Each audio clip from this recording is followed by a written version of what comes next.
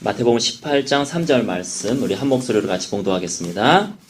이르시되 진실로 너희에게 이르노니 너희가 돌이켜 어린아이들과 같이 되지 아니하면 결단코 천국에 들어가지 못하리라. 아멘. 어떤 목사님 설교를 이렇게 눈에 보이길래 한번 들어보려고 틀었는데 앞에 부분에 재밌는 얘기가 있어가지고 저도 이걸 한번 말씀을 드리도록 하겠습니다. 조지 워싱턴이 어릴 때에 아버지와 손을 잡고 장터로 나갔습니다. 이게 어린 나이에 가다 보니까 앵두가 있는데 앵두가 서먹히 쌓여져 있는 거예요.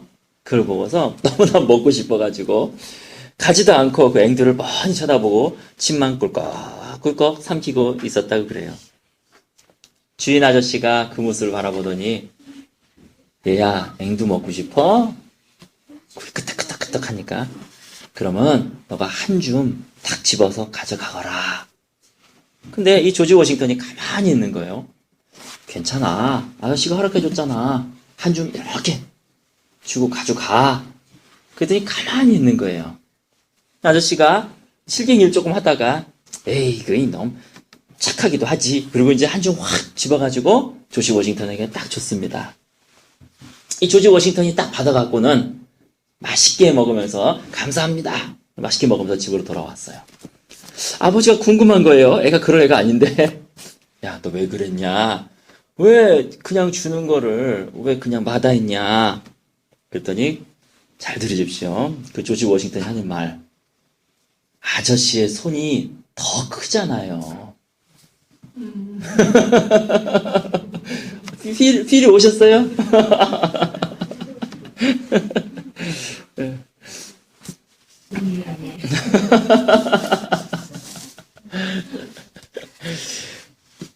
영어에 보면 어린아이와 같은 이라고 하는 단어가 영어에는 두 가지가 있어요. 첫 번째는 childish, 그 다음에 childlike. 이 두 가지가 다 한국말로는 어린아이와 같은 이런 말로 표현이 됩니다. 해석이 된다는 얘기죠.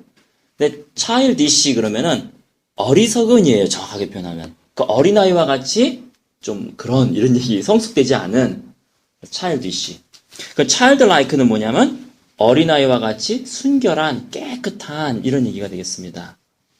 오늘 우리가 읽은 성경 말씀 마태복음 18장 3절에 이르시되 진실로 너에게 이르노니 너희가 돌이켜 어린아이들과 같이 되지 아니하면 이 말씀은 childlike예요. 어린아이와 같이 깨끗하지 아니하면 너희는 결단코 천국에 들어가지 못하리라. 이렇게 주님은 말씀하고 있는 것입니다. 심령이 어른처럼 세상에 물들어 있는 어린아이가 있는가 하면 심령이 어린아이와 같이 깨끗한 어른이 있다는 것입니다. 어떤 어린아이는 어렸을 때서부터 볼 거 못 볼 거 다 보고 또 자기가 왕인 것처럼 자기 마음대로 행하고 그리고 또 세속적인 것에 이미 물들어져 가지고 왕따시키고 뭐 이런 심령이 세상에 물들었지만 어린아이가 있는가 하면 그러나 이분은 40세, 50세, 60세, 심지어 70세, 80세임에도 불구하고 그 심령이 어린아이와 같이 순수하고 깨끗한 자가 있다는 것이죠. 우리가 최춘선 할아버지 심령이 가난한 자는 복이 있나니 그 다큐멘터리 많이들 보셨을 텐데 거기 최춘선 할아버지 보면은 어린아이와 같이 웃는 모습이 참 어린아이와 같잖아요. 씩 웃는데 어린아이가 웃는 것 같은 80대 노인 같지가 않은 그분은 자기가 가지고 있었던 땅들 어려운 사람들에게 다 나눠주고 자기가 갑부였었는데 그냥 거지로 살아가는 그러면서 나눔의 기쁨을 아시고 그래서 보다 못해서 자기 형이 집 한 채 만들어주고 그렇지만은 그분은 내 소명이 이런 것이다. 그리고 자기 심령이 어린아이와 같이 깨끗하게 순결하려고 노력하시는 그런 할아버지셨었죠. 목사님이셨었죠. 우리나라 말도요. 영어로는 childlike, childish가 있지만 우리나라 말은 순진, 순수 이런 말이 있습니다. 순진하다라는 말은요. 뭘 모른다는 얘기죠. 에이 순진해가지고 뭐 이러잖아요. 약간 좀 비꼬는 말입니다. 그러나 순수는요. 다 알아요. 세상이 어떻게 돌아가고 있는 거 다 알고 이 사람이 나 등쳐 먹으려고 하는 것도 다 알고, 이 사람이 나를 이용해 먹으려는 것도 다 알아요. 모르는 게 아니에요. 하지만 내 마음을 깨끗게 하기 위해서, 내 마음을 순결을 지키기 위해서, 때로는 알고도 당할 때도 그냥 당해줄 때도 있죠. 내 마음이 순결해지기 위해서, 깨끗해지기 위해서 노력하는 사람들, 이런 사람들이 바로 순수라는 것입니다. 성경에 보면 어린아이의 심령이 되지 않으면 천국에 들어갈 수 없다, 이렇게 말씀하시는데요. 어린아이의 심령과 믿음과는 무슨 관계가 있는 것 같아요. 상관관계가 있는 것 같아요.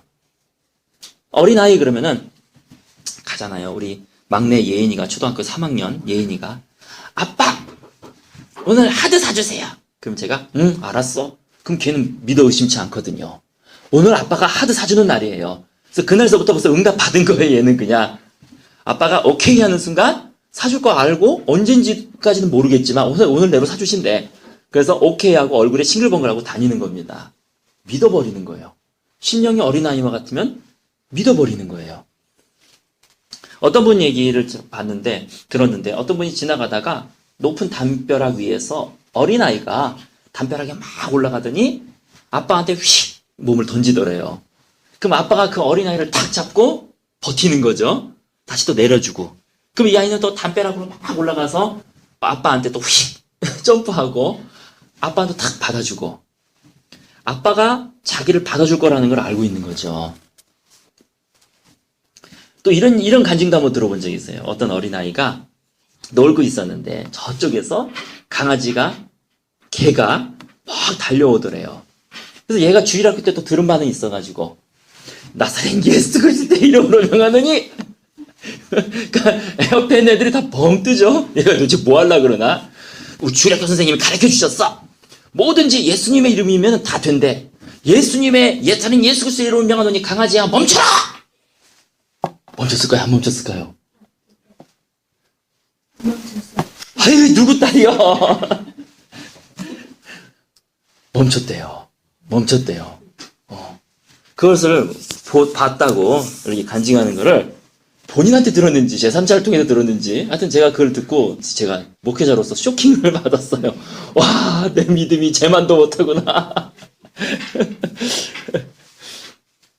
어린아이의 심령이 되면은요 믿어지는 겁니다. 내가 안 믿어진다 그러면 그거 심각한 거예요. 내 심령이 지금 심각한 거예요. 어린아이와 같은 심령, 그것이 바로 믿음이구나. 아, 주님이 왜 어린아이와 같이 돼 있지 않냐면 이렇게 말씀하셨는가. 어린아이처럼 돼야 믿어지는 거구나. 심령이 어린아이와 같은 사람은 믿어지는 거구나. 그렇게 해서 그래서 싸우는 거예요. 내가 다 압니다. 순수. 세상이 어떻게 돌아가는지도 알고, 뭐 산전수전 다 겪어요. 다 알아요. 저분이 왜 저런 얘기하는지, 뭘 이렇게 돌려서 얘기하는지 다 알고요. 하지만 내가 내 어린아이와 심령을 유지하기 위해서 때로는 당해주기도 하고, 때로는 내가 마음 아픈 거를 주님 앞에서 해결하고 다시 가서 얘기하기도 하고, 때로는 용서해주기도 하고, 바로 그 어린아이와 같은 심령이 되기 위한 것이죠. 마태복음 21장 21절에 예수께서 대답하여 이르시되 내가 진실로 너에게 이르노니 만일 너희가 믿음이 있고 의심하지 아니하면 이 무화과 나무에 행한 일뿐만 아니라 이 산더러 바다에 던져져라 라고 하여도 그대로 될 것이요. 믿음이 있으면 된대요. 믿음이 있으면. 저는 저를 포함해서 우리 그리스도인들이 이 말씀을 얼마나 믿는가 명령하는 거예요. 예수님의 이름으로 명하는 저 설봉산 인천 앞바다에 던져져라! 하고 자기가 명령을 했을 때, 여러분, 그거 들어줄 확률이 더 많을까요? 강아지 오는 거 멈춰라 하는 확률이 더 많을까요? 내가 보면 강아지가 더 빨라. 그죠? 강아지가 더 빨라. 이건 뭐 내가 10,000번을 얘기해도 안 움직일 것 같아요. 우리의 믿음이 그 수준이라는 거예요. 그렇구나. 우리의 심령이 참 세속적으로 물들어지구나. 말씀이 그렇게 말씀하시는데, 우리가 못 믿는단 말이에요. 야, 이거 나 목사 맞아? 나 그리스도인 맞아? 이게 왜 안 믿어지지? 우리 인생에 있어서도 우리 앞길을 막는 산들이 많습니다. 이 산을 건너가야 돼? 이 산을 넘어가야 돼? 이거 어떻게 해야 돼? 그리고 주님 앞에 저 산을 들어 바다에 던져달라고 기도해요. 그러나 우리가 믿음이 있으면 이 산이 던져진다는 것이에요. 믿음이 있으면. 너희가 겨자씨만한 믿음이 있어도 이 산 너로 바다에 던져져라 라고 말하면 그대로 될 것이요. 우리가 세속적인 심령은 못 믿습니다. 세속적인 건 계산해요. 못 믿어요. 아니, 안 믿어져요. 마가복음 16장 17절 18절에 보면은 믿는 자들에게는 이런 표적이 따르리니 곧 그들이 내 이름으로 귀신을 쫓아내며 새 방언을 말하며 뱀을 집어 올리며 무슨 독을 마실지라도 해를 받지 아니하며 병든 자에게 손을 얹은즉 나으니라 하시니라. 믿는 자들에게 주는 특권입니다. 그러면 이 시간을 통하여서 심령이 깨끗게 되고 정결케 되기를 소망하는 저와 여러분 되시기를 예수님의 이름으로 축원합니다. 그러면 어떻게 해야 어린아이와 같은 심령을 가지게 되는가? 사실은요, 우리 그리스도인의 성숙이 무엇인가? 우리 그리스도의 성숙은 이건 아니에요. 내가 권사도 해보고 집사도 해봤는데 이거는 그렇게 하는 거야. 이게 성숙이 아닙니다. 그거는 심령이 세속화되는 거예요. 그리스도인의 성숙은요, 심령이 어린아이와 같이 되는 것입니다. 어린아이와 같이 맑고 깨끗해지는 거. 그래서 성숙되면 성숙될수록 그 사람은 어린아이와 같이 깨끗해지고 맑아지고 순수해지는 것. 이것이 신앙의 성숙이라는 것입니다. 그리고 더 믿음이 성장하는 거예요. 그렇기 때문에 믿음이 성장하는 거예요. 우리 아버지가 해주신다면 해주시는 거예요. 우리 아버지가 하드 사주신다 그러면 사주시는 거예요. 의심하지 않게 되는 것이고 말씀이 그렇다면 믿어지는 거예요. 이게 성숙이잖아요. 그렇죠? 바다에 던지라. 그럼 이게 믿어지는 게 성숙이잖아요. 그러면 우리가 어떻게 어린아이와 같은 심령을 가지게 될까? 제가 짧게 4가지로 말씀드리겠습니다. 특별한 설명이 없어도 아마 다 여러분 이해하실 것 같아요. 첫 번째는요, 하나님을 내 아버지가 아니라, 여기까지만 얘기하면 이상하죠? 아버지가 아니라 아빠라고, 내 아빠에게 대하듯 순수하게 하나님을 대하는 것입니다. 어떤 사람은요, 자기 아버지처럼 하나님이 그럴 거라고 생각을 해요. 그래서 내가 내 아버지를 대하듯 하나님께 대합니다. 우리가 아버지한테 얘야 힘들지? 아야 아니에요 아버지 그러잖아요. 하나님한테도 안 힘들어요 아버지 그럼 곤란하잖아요. 하나님 앞에 어린아이와 같이 어린아이가 아빠한테 대하듯 하나님한테 순수하게 대하는 거예요. 그것이 바로 우리의 심령이 깨끗하게 되는 그런 첫 번째 길입니다. 옛날 그 예수님 시대 때에 아빠라고 한 단어가 3가지가 있었대요. 첫 번째는 father, 말 그대로 아버지. 이 아버지는 결혼한 사람들이 쓰는 자기 아버지한테. 두 번째는 아비누라고 하는 단어가 있어요. 아비누. 이거는 초등학생서부터 결혼하기 전까지. 그러니까 우리로 말하자면 뭐라고 표현해야 될까요? 아빠는 아닌 것 같고. 하여튼 중간 단계의 말이 있어요. 아비누. 이건 초등학교 들어갈 때 쓰는 거예요. 그 다음에 제일 낮은 단계라 나이로 봤을 때 유치원생들까지 쓰는 아빠라고 하는 아바라고 하는 단어가 있습니다. 아빠. 그래서 이 시대에는요, 장가간 사람이 아비누 이렇게 자기 아버지를 부르면요, 이 몰상식한 사람으로 취급당했어요. 그리고 또 초등학교 간 애가 아빠 이러고 부르잖아요. 그러면 얘는 좀 정신적으로 모자라는 애 이렇게 취급을 당했기 때문에 그 나이에 대한 개념을 잘 지켰다고 그래요. 근데요, 우리가 원전을 잘 보면은요, 예수님이 아버지라고 표현을 했을 때, 우리 해석으로는 아버지라 써 있잖아요. 근데 이 유치원생이 쓰는 단어, 아빠를 쓰셨다는 거예요. 내가 아버지께서 들은 걸 그대로 행한다. 그럴 때도 아빠한테 들은 걸 그대로 행한다. 나이가 33살이에요. 그리고 그 시대에는 결혼하고도 남을 나이잖아요. 근데 애들처럼 유치원생처럼 아빠 이러고 하나님을 표현하는 거예요. 거기에는 예수님의 의도가 있으셨다는 겁니다. 너희가 하나님을 대할 때에 너희 아빠처럼 대해라. 아빠처럼. 너 하나님한테 가면 쓸 필요도 없고 너가 하나님 앞에 그냥 순수하게 나아가라. 하나님하고 장사할 필요도 없고 자기 아빠하고 장사 안 하잖아요. 근데 제가 보니까 중고등학교만 가도 아빠랑 거래를 하려 그래요. 거래를 하려 그래.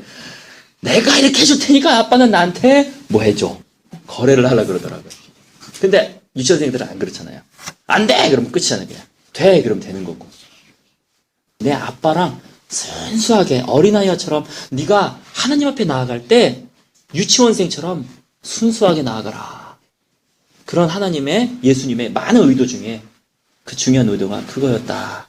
이렇게 말씀하고 있는 것입니다. 그래서 여러분, 기도할 때든지 예배 드릴 때라든지 특히 우리 어른들 보면은 예배 드릴 때요, 춤 못 춰요. 생각해 보세요.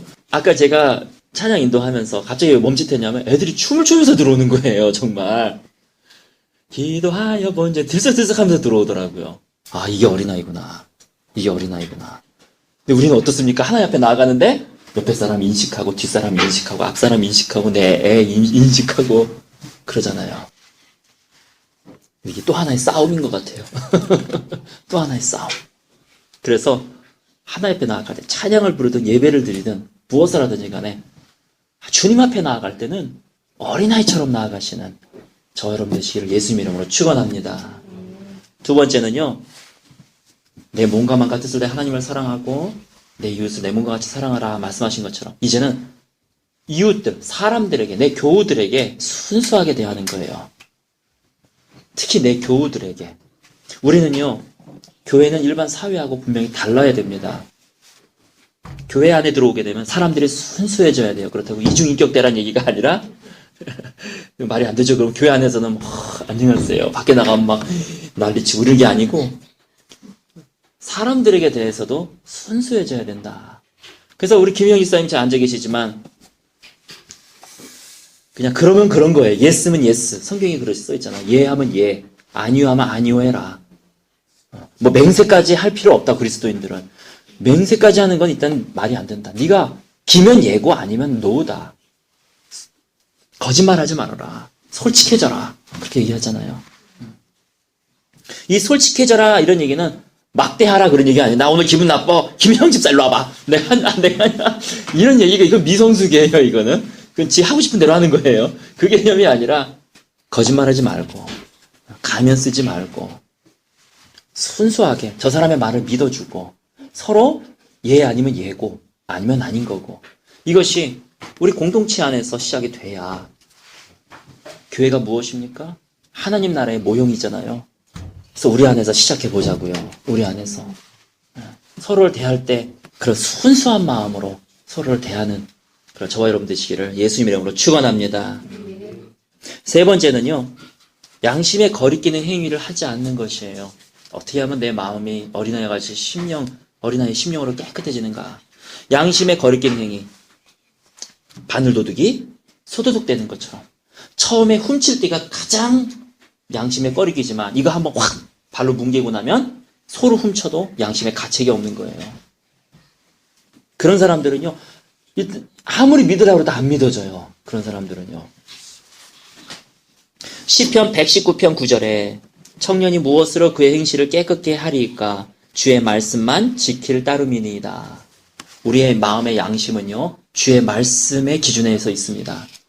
주님이 하라 그러면 하지 않는 거고, 아무리 이 시대에 세속적인 시대가 성을 개방하고 혼전 성관계에 대해서 아무리 좋다 어쩌고저쩌고 떠든다 할지라도 심지어 그것을 반대하는 사람들에게 미련하다라고 얘기할지라도 성경이 그렇게 얘기하고 있지 않잖아요.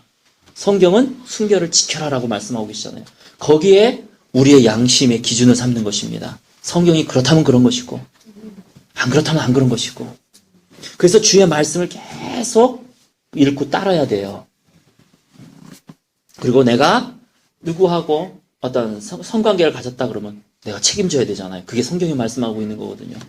아빠는 자기 가정을 책임져야 되고 요새 얼핏 들어보니까 미국이 남자들이 무책임하다고 그냥 이혼하고 딴 여자랑 결혼하지 뭐 이런 풍조래요. 그냥 마음에 안 들면은 이혼하고 그냥 애는 네가 키워라 그러고 딴 여자하고 결혼한다든지 이 책임이 없어요. 책임이 없어요. 그러고서도 양심의 꺼리낌을 받지 않습니다. 이 세속적인 문화는요 점점 인본주의로 흐르고 양심에 화인 맞은 것처럼 우리를 훈련시키고 교육시킬 거예요. 그러나 우리는 우리의 양심을 성경의 말씀의 기준으로 우리의 양심을 따르고 주님의 말씀대로 따라서 심령이 깨끗해지는 저와 여러분 되시기를 예수님의 이름으로 축원합니다. 우리가 동성연애도 마찬가지지요. 동성연애자를 미워하는 건 아니잖아요. 그들도 사람이기 때문에 구원을 받아야 되기 때문에. 하지만 성경에서는 창세기서부터 요한계시록까지 동성연애에 대해서 엄밀히 탁 규제하고 계시잖아요. 죽여라! 그렇게 표현하고 계세요. 죽여라. 그리고 신약에서는 동성연애자들은 하나님의 나라를 유업으로 받을 수 없다. 원어가 그렇게 얘기하고 있는데 자꾸 탄소리를 한단 말이에요. 그렇지만 우리가 동성연애자들에 대해서 우리가 그들을 거부하는 것이 아니라 동성연애가 죄라고 하는 것에 대해서 우리가 명확하게 하는 것이죠. 여러분, 구원받으려면 난 여러분들이 구원받기를 원합니다. 근데 이거는 하나님이 죄라고 지정하셨어요. 그러니까 회개하고 우리 예수 믿읍시다. 그것이 바로 우리의 입장인 것이죠. 그렇게 아내는 또 남편을 사랑하고 남편은 자기 가정을 책임지고 주님 앞에 가서 우리가 결국 만나서 주님하고 대면하면서 우리가 말씀을 드려야 될 텐데, 주님, 내가 그래도 내 가정을 최선을 다해서 내 가정을 부양하고 지키려고 했습니다. 그렇게 고백할 수 있는, 또 내가 내 자녀들을 그 주의 말씀으로 잘 양육하려고 했습니다. 그런 것처럼 주의 말씀을 내가 잘 따르려고 했습니다 하고 고백하는 저와 여러분 되시기를 예수님 이름으로 축원합니다. 그래서 마지막 네 번째, 말씀을 읽자는 것입니다. 말씀을 읽고 우리의 심령이 깨끗해지자는 것이에요. 에베소서 5장 26절에 이는 곧 물로 씻어 말씀으로 깨끗하게 하사 거룩하게 하시고, 이렇게 쓰여져 있어요. 이는 곧 물로 씻어 말씀으로 깨끗하게 하사 거룩하게 하시고. 에베소서 5장 26절. 그래서 우리가 말씀을 읽으면은 말씀으로 우리의 심령이 깨끗해집니다. 저는 말씀 자체의 위력 또 분명히 있다고 봐요. 말씀을 읽는 순간에 이 말씀이 믿음을 들으면서 나고 들으면 그리스도의 말씀으로 말미암는다고, 말씀을 읽으면서 우리의 믿음이 성장하고, 또 우리의 믿음이 성장하려면 우리 심령이 깨끗해지는 그런 부분도 분명히 있습니다. 또 하나, 방금 전에 얘기했던 말씀으로 내 양심이 깨끗해지는 거예요. 아, 이게 죄였구나. 말씀으로 내 양심이 바로 서게 되고 깨끗해지는 것입니다. 그러므로 말씀을 읽고 기도하시는 저와 여러분 되시기를 소원합니다. 말씀의 결론을 맺습니다. 믿음과 어린아이 같은 심령은 깊은 상관관계를 가지고 있습니다. 어떻게 해야 우리가 어린아이 같은 심령을 가질 수 있는가? 하나님을 순수하게, 하나님을 내 아빠로서 순수하게 하나님께 대하라. 그리고 내 이웃을, 내 교우들 마음속에 순수하게 대하라. 세 번째, 양심에 꺼리끼는 행위를 하지 말아라. 네 번째, 말씀을 읽고 기도하자. 이것을 통해서 어린아이 같은 깨끗한 심령을 소유하는 성숙된 그리스도인이 되시기를 예수님의 이름으로 축원합니다. 오늘 말씀을 여러분 기억하시면서 이 시간에 다 같이 합심하여 기도하겠습니다.